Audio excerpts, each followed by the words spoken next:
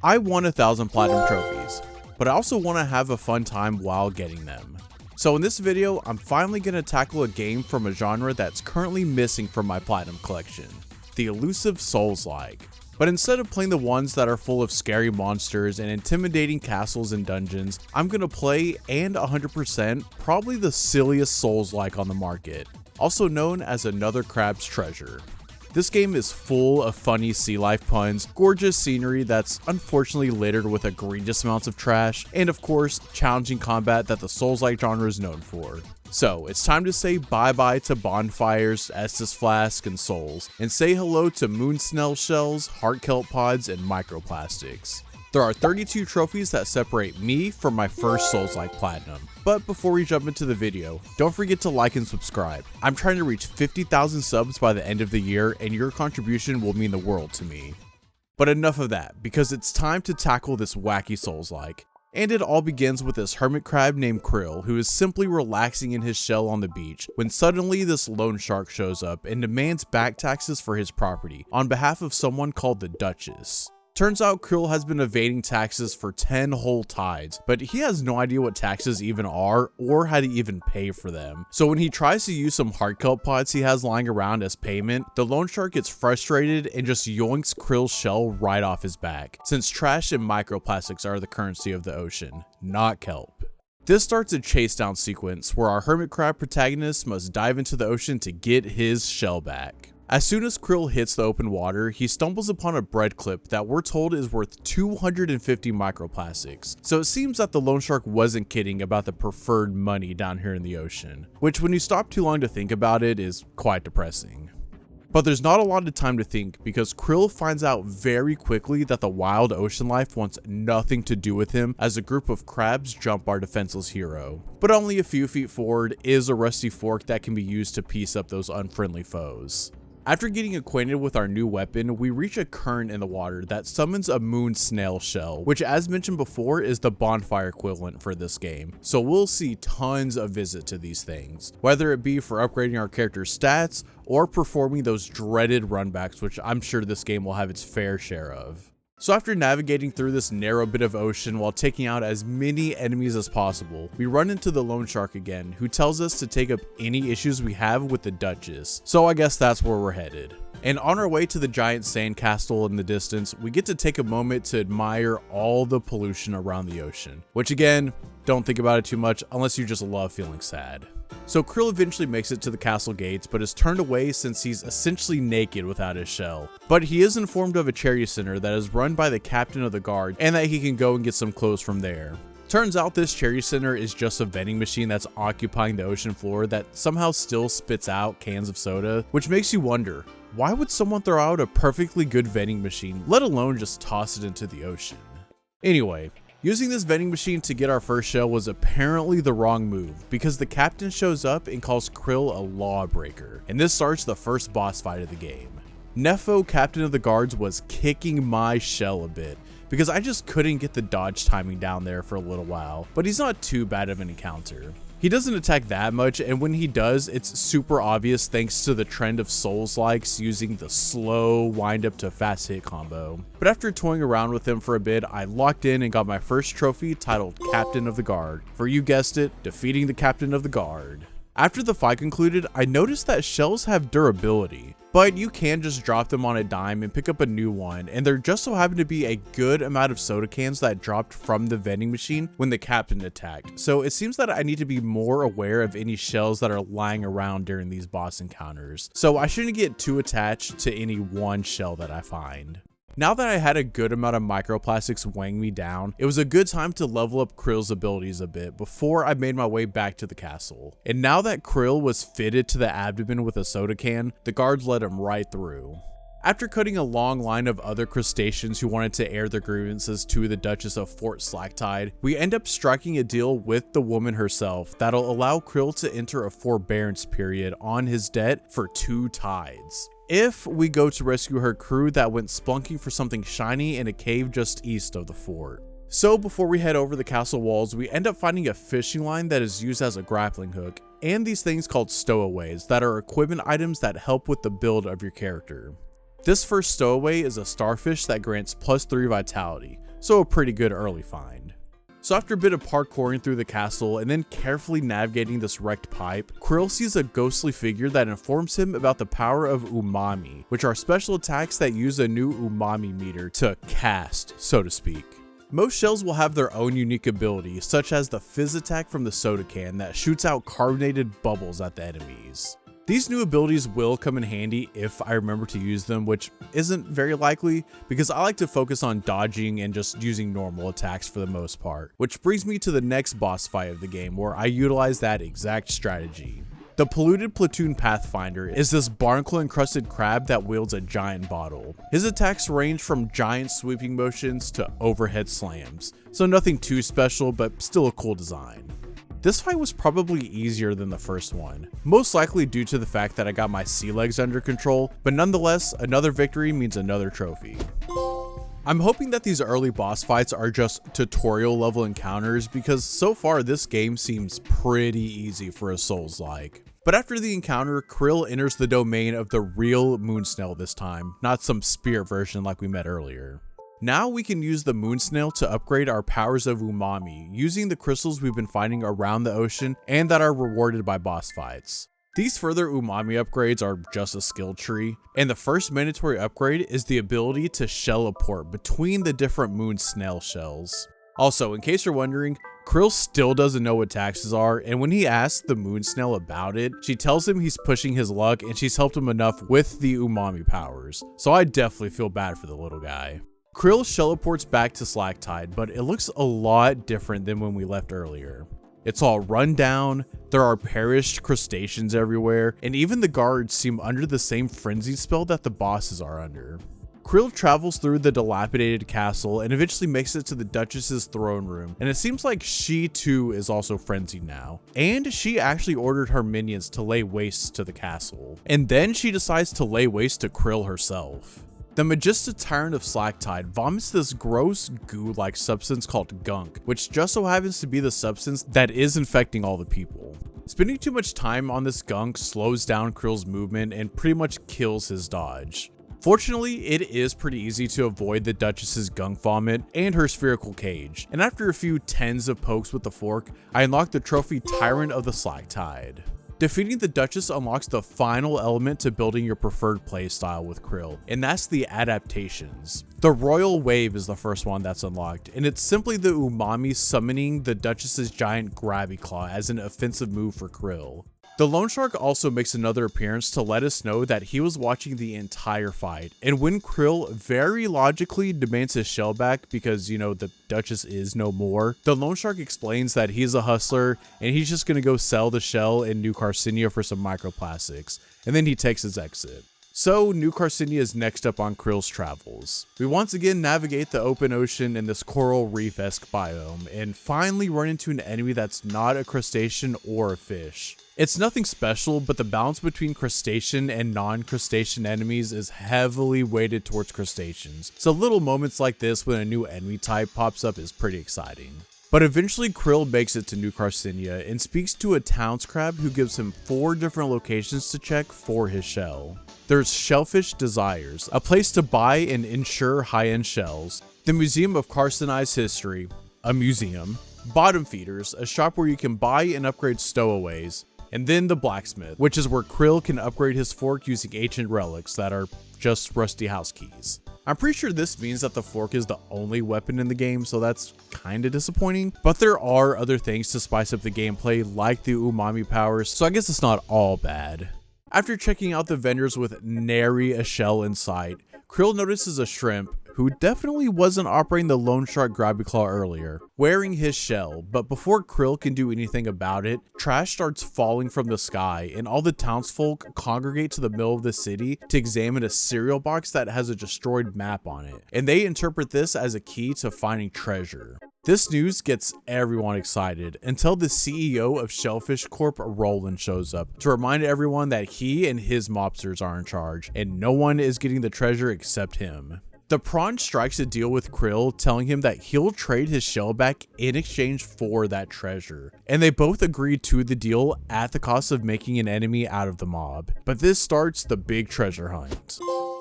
But before I actually set off on the adventure, I was able to offload all the junk I've been collecting thanks to the prawn, so I guess he's not all too bad, even though he is the whole reason Krill has to participate in this treasure hunt in the first place.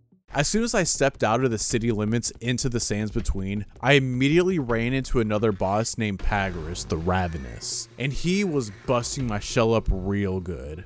This is the type of difficulty I was looking for, because while the combat felt Souls-like, the difficulty hasn't really been reflected just yet. But this is definitely the first skill check of the game. Since I was getting pieced up so much, I decided to head back to the moon snail to upgrade some skills on the tree, and got a parry skill and a repost skill that will hopefully help out. This is most likely one of those fights where you're supposed to run away and just come back later when you're more powerful, but I'm too stubborn and just wanted to take him down. My skill level just wasn't up to par yet, and Pagorus kept game ending me, so I decided that maybe it was just better to come back later. So we traveled north along the road in the sands between, and ran into a former guard of the Duchess who is also participating in the treasure hunt, named Chiton, who lets us know all about the infection that took over Fort Slacktide, and informs us that it's also infected the rest of the ocean too, including the current area we're in called the Expired Grove, which is home to the diseased lycanthrope, who's this fuzzy frogfish whose most annoying trait is spitting out smaller frogfish, but it isn't too difficult all things considered. While traversing the Expired Grove, I also found out the hard way that if you mess up parkouring when you're low health, then you'll have a date with a moon snail shell and have to go get your junk back. Now that we're into the real meat of the game, there seems to be very little padding, because not long after you face the deceased lycanthrope, Hykea the Intimidation Crab shows up to ruin your day. This boss design is really cool. He wields chopsticks that he breaks apart during his second phase, and man does he hit hard, so it's a pretty challenging fight. There's also sushi laying around the area during this encounter that can be munched on using umami powers, and the fight taking place on a ship really brings everything together. After this boss encounter, the first piece of the cereal box map drops, but before returning to the town square, I made a detour to the prawn shop to purchase some heart kelp sprouts and some ancient relics so that I could upgrade my maximum health and upgrade my fork. This map piece reveals that the next point of interest is in the Flotsam Vale, home of Shellfish Corp. But I decided to travel off the beaten path in the Expired Grove and encountered a mantis strip called the Grove Keeper, who's tired of crabs entering his domain and ruining his area, so he doesn't take it very well when Krill shows up. I finally realized that blocking in this game is way more effective than dodging, especially when you have the skill tree upgrades that heal your shell when you do damage, and the upgrade that allows Krill's next attack to be more powerful when the shell takes damage from that blocking. Needless to say, I figured out that the game was balanced around the shell, so the Grove Keeper was peanuts thanks to this knowledge. Defeating the Grove Keeper unlocks an upgrade shop for adaptations, which, speaking of, the Mantis Strip was kind enough to give Krill a Mantis Punch ability that I'm sure will be very helpful for those giant blocks of umami that I've been seeing around the ocean so far. I then headed back to New Carcinia to spend some microplastics that were burning a hole in my shell, and then purchased shell insurance for this crab skeleton that I found earlier, unlocking the trophy In Good Claws. So now every time I perish in battle, I'll spawn in with this shell and I can watch it wobble as I run back to recover my junk. Since my game sense has increased and I've upgraded Krill a few times, I decided to give Pagorus another try, and lo and behold, I was able to take him down on my first try back. But now it's time to head to Flotsam Vale to collect the next piece of the treasure map. And let me tell you, I am not a huge fan of this area. It starts off with an encounter with Roland's henchman named Inkerton, but he leaves a quarter of the way through the fight, which in video game terms means we'll just fight him at the end of the game. And then you have to traverse the area itself, and it's just full of gross sludge and this awful green hue. I ended up running into this ink-rolling crustacean wielder named Scuttling Sludge Steamroller, whose main gimmick is spreading gunk around. So my new blocking skills weren't the best to use here, so I guess I have to use the old dodge a lot strat to get this one done. It turns out that I kinda went out of order with the bosses here in the Flotsam Vale, because the area is just so big, and of course they put multiple bosses in the area. Eventually, I used some steam vents to reach this secluded underwater area where two gun-wielding prawns called the Ceviche sisters occupy the land, and this was probably the easiest fight in the game. Their range attacks are very easy to dodge, and they just don't have a lot of health between the two of them, so it's a pretty quick encounter.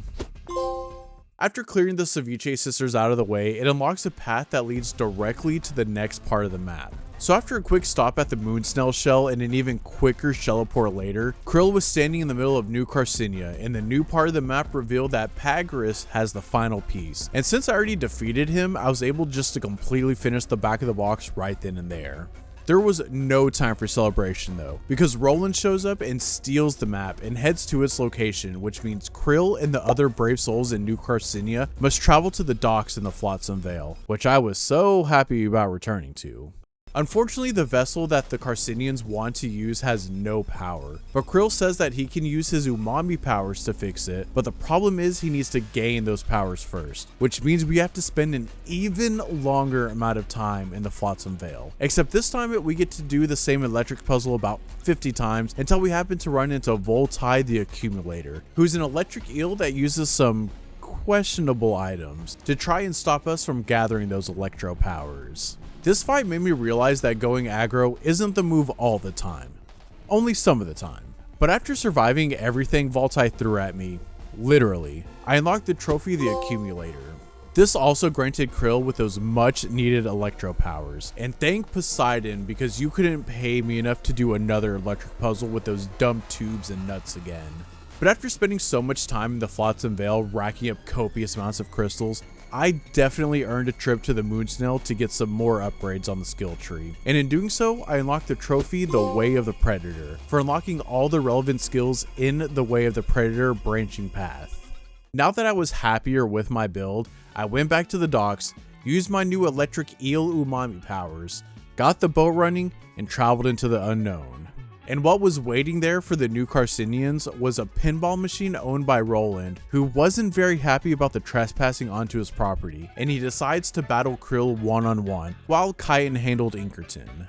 This boss fight on top of the pinball machine was very cool. Roland is a giant isopod that rolls around the machine hitting all the bumpers, and then he uses all of his hands to wield different hex keys. This is a very fun and challenging fight, and it's even more fun when you stop getting hit by his very obvious wind-up attacks and actually beat him. But of course, this is a fake out, and Roland rises out of the depths with the coveted treasure chest in tow. Krill gets angry and rushes after Roland in the treasure chest, knocking the pinball machine off balance, and everybody falls to the bottom of the dark ocean, where it's revealed that the treasure chest is a bust because it's full of Benjamins and not something valuable like trash or microplastics.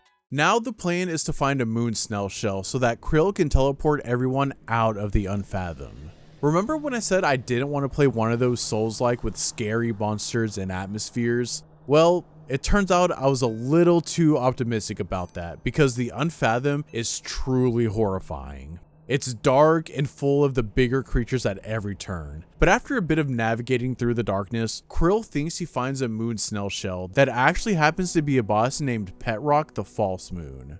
Luckily, this encounter isn't crazy, but along with the False Moon trophy, we also get access to another moon snail shell, for real this time, so we can bring everyone back to New Carcinia. But I decided to head back to Mama Moon Snail to complete another branch of the skill tree and unlocked the Way of the True Crab. The honeymoon with the moon snail didn't last long though, and I eventually found myself fighting for my life against these terrifying spider crabs that cover every square inch of this specific part of the Unfathom. Krill eventually runs into Chitin again, who too decided to travel into the unknown instead of kicking back and relaxing in New Carcinia. But the reunion isn't long lasting when Krill spots Roland and Inkerton walking around, and out of nowhere, Inkerton decides to end Roland for good, and then turns his attention to Krill, so it's finally time to finish what we started 13 trophies ago. Inkerton is a squid who yields a crab claw cracker and is not afraid to use it and a party popper on our plucky hero who's just a fragile little guy. The block ability is still busted this late in the game though, so after about 10 attempts, I bested Inkerton. Now that the Shellfish Corp is essentially gone and forgotten, there's no one fighting for the real treasure, which has been beckoning our hero and Conch ever since they entered the Unfathom. And it eventually leads them into the old ocean where a flourishing kingdom once stood, but is now withering away to time. While traveling through the waters of the old ocean, I stumbled upon a knight's helmet shell, and when I put it on, I unlocked the trophy SILLIEST Soulslike, which is very on the nose, but still pretty funny. At the end of the old ocean was a castle with a giant throne room. But before I ventured forward, I knew it would be smart to finish off the skill tree. So after another quick visit to the moon snail, I unlocked the Way of the Hermit, completing the entire skill tree. But no more pussyfooting, because it was time to climb those steps and take on whatever was there waiting for us, which was a giant crab with a toilet brush named Kamcha the Bleach King.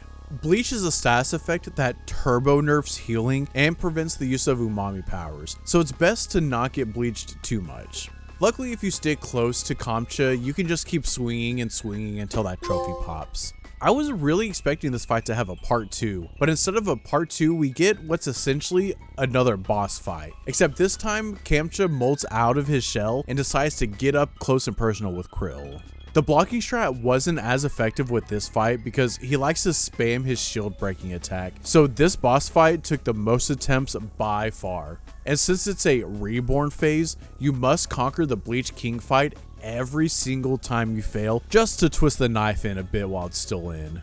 It took some time, but I eventually got my shell together and delivered the final blow to the molted crab, earning Kamcha Reborn.